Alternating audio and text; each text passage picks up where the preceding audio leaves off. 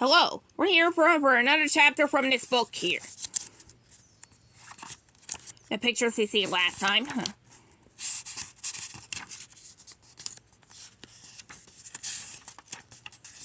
Here we were. Gotta hold that one down. Chapter 8. The Chum Bucket was suddenly the most popular restaurant in Bikini Bottom. Customers lined up around the block to get into the hot new eatery. Plankton had done a brilliant job of redecorating. The walls had been freshly painted, the floors had been redone, and the furniture was brand new. But the big draw was the delicious food. That's right, shouted Plankton through a bullhorn. The Chum Bucket has got Krabby Patties. Get them while they're hot and delicious. Just then, reporter Perch Perkins sauntered into the Chum Bucket. He walked right up to Plankton. Excuse me, Plankton, he said. See, I'm Perch Perkins, Action News. Can I get a minute of your time?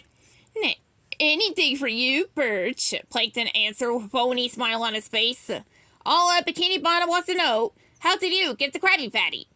Asked Perch Perkins, shoving his microphone under Plankton's nose, which he doesn't have. Well, Perch, before my dear friend Eugene Krabs was frozen by King Neptune, said Plankton, pausing to wipe away a phony tear. Krabs confided in me a secret wish.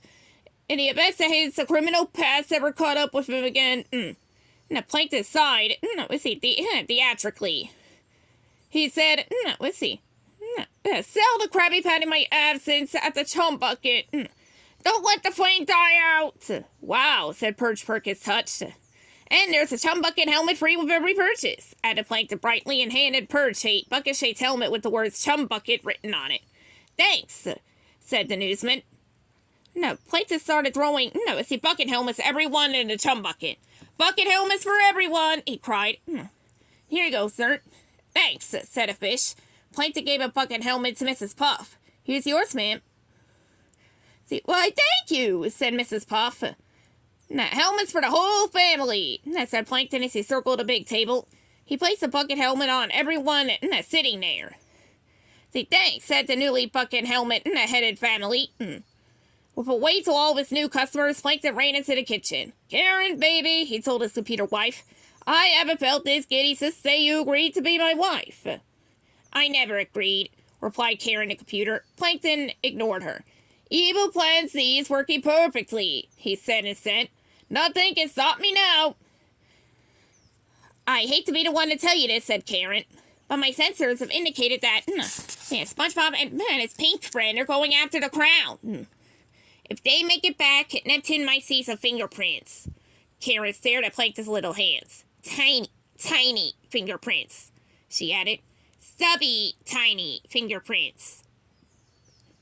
Plankton stared down at his hands and frowned. Then he put them into his pockets. Evil Plan C is way ahead of you, he said. I've already hired someone to take care of those two. His name is Dennis. He's a really big scary dude who rides a huge motorcycle. Back at the gas station near the county line, a huge motorcycle pulled up to the pump. Behind the handlebars sat Dennis, a really big scary dude. Cutting the engine to a rumble, Dennis spied a spot on the concrete. He lowered the brim on his cowboy hat and crouched down. Then he sniffed the concrete. Mustard, he murmured. Hey, mister, hooted Lloyd, the gas station attendant. Does that hat take gallons?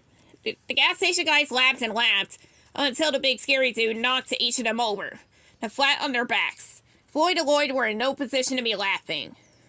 Not so very far down the road, SpongeBob and Patrick trudged along. They tried to sing to keep up their spirits, but they were just too tired. All right. Oh, yeah. Wheezed the SpongeBob. Over there yet? Patrick whined. We must be close now, said SpongeBob. Then he spotted a sign. Hey, Patrick, look! Shell City straight ahead, they read the sign, which was partially hidden by some seaweed. It read, Shell City, only 5 days. Wow, said SpongeBob, only five days away. Then the wind blew the seaweed away, and the rest of the sign was uncovered. By car! Cried SpongeBob. Patrick slapped his head, and SpongeBob's shoulders sagged. At this rate, we're never gonna make it back in 6 days, said SpongeBob. If only we still had our car.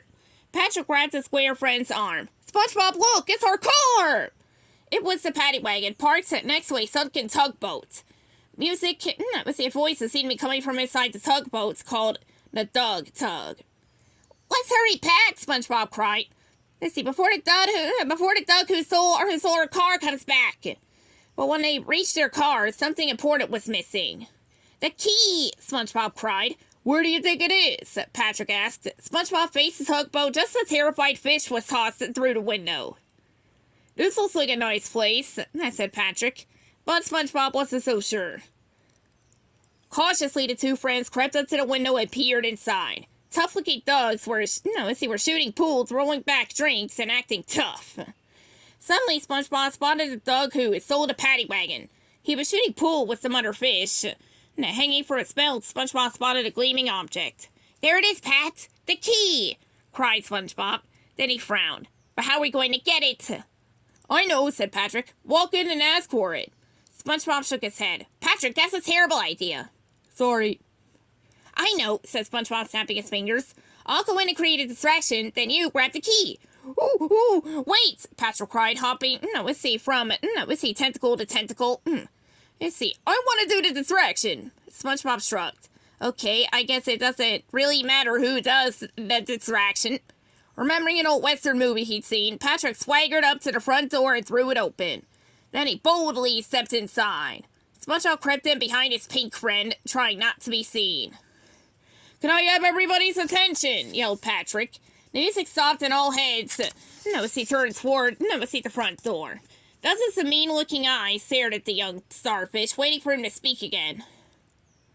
I have to use the bathroom, announced Patrick. One of the dogs pointed to a door next to the phone booth.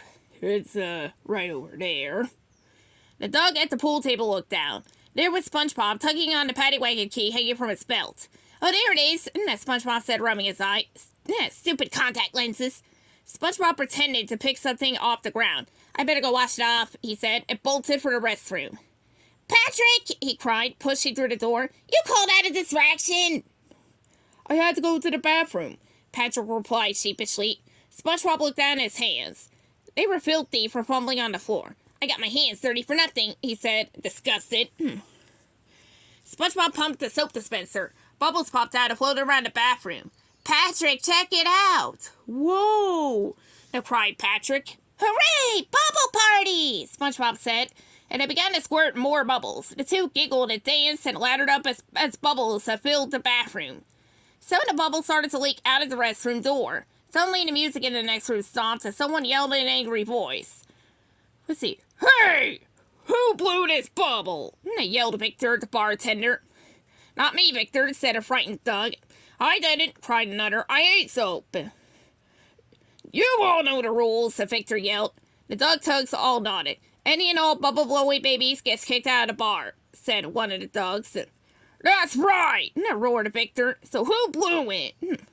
Inside the bathroom, SpongeBob and Patrick could hear all the yelling going on in the bar. Let's see, and they were frantically trying to pop all the bubbles before they were caught. So, nobody knows, eh? Said Victor, looking around. Well, I know that somebody in here is a bubble blower. SpongeBob and Patrick leapt the bubbleless bathroom and tried to sneak out the back door. You, said Victor, pointing at them. We're on a bubble blower hunt, and don't think we don't know how to weed them out. Victor had everyone in the tugboat line up so he could inspect them. When everyone was in a neat row, he turned to his disc jockey. DJ, time for the test, he called. The DJ fumbled behind the speaker and put on the Goofy Goober theme song. No bubble blower could resist singing along to this, Victor snarled. SpongeBob, Patrick whined. It's the Goofy Goober theme song. I know, said SpongeBob. The music began to play, loudly, and SpongeBob and Patrick struggled desperately against the urge to sing along. One of the tough guys coughed, and Victor rushed up to him. It was you, he cried. You're the bubble-blowing baby. No, the dog said. I only coughed, I swear. Sneering, Victor moved down the line. Nobody had cracked yet, so Victor called to the disc jockey. Turn it up louder! The music swelled, filling the tug with the perfect sing-along tune. Sweat was pouring down SpongeBob's head. Let's see, his foot began to tap, but he managed to step on it with his other foot. Patrick appeared ready to break. Don't sing along, Patrick, SpongeBob whispered. I'm trying, Patrick said. I'm trying so hard. SpongeBob looked up to see Victor towering over him. Now, let's see. Don't you know the words? Victor growled. See, I'm a goofy goober, yeah. You're a goofy goober. And that SpongeBob and Patrick resisted singing along with the tune for as long as they could. Finally, someone cracked. Let's see. I'm a goofy goober, yeah. Goofy, goofy, goober, goober. Well, well, well, said Victor. SpongeBob and Patrick breathed sighs of relief as Victor rushed up to two Siamese twin fish. Which one of you babies was it? He roared. The two fish pointed to each other. It was him, they cried. Well, said Victor with a nasty grin, looks like we got ourselves a bubble-blowing baby. The Siamese fish tried to swim away, but the ducks chased them. With everyone running around, SpongeBob and Patrick managed to escape. Man, that was a close call, sighed SpongeBob once they were outside his tugboat of ducks. Guess what I got, said Patrick with a goofy smile. He pulled the paddy wagon's key out of his pocket. The key! SpongeBob cried. Oh, Pat, I could kiss you!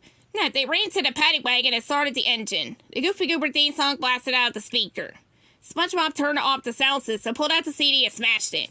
It landed on the ground right next to two bottles of bubbles. Then the paddy wagon sped off into the night.